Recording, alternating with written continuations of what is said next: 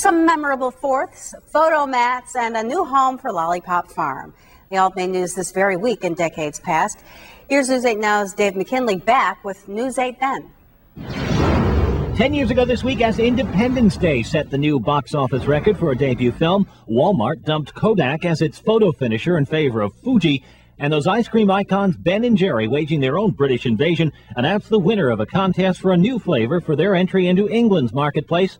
Cool Britannia beat out more than 7,500 other entries, including Charles and Diana Split, Minty Python, and Jack the Ripple this week in 1996. 20 years ago this week, the 4th of July took on added significance as after 2 years of being shrouded in scaffolding as part of a $62 million facelift, our nation's most endearing symbol of liberty was rededicated to the delight of millions. However, these days she has taken on another nickname, the Statue of Limitations.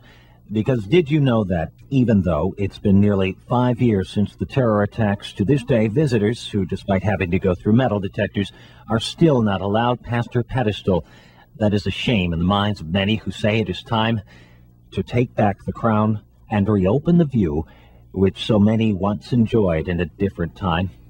I have a young son whom I hope to someday take to see her, and if I may, I too do not wish him to be limited to, well, looking up her dress.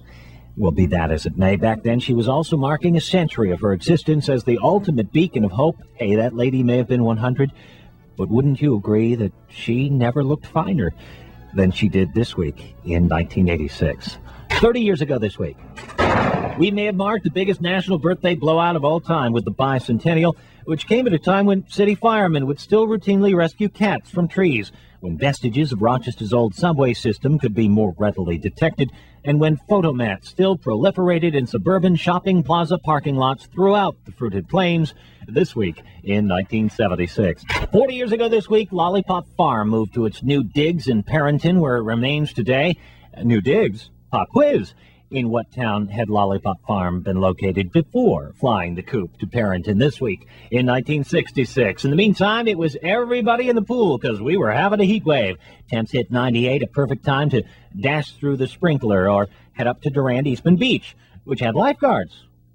What a novel idea from back in the days of News 8 Then.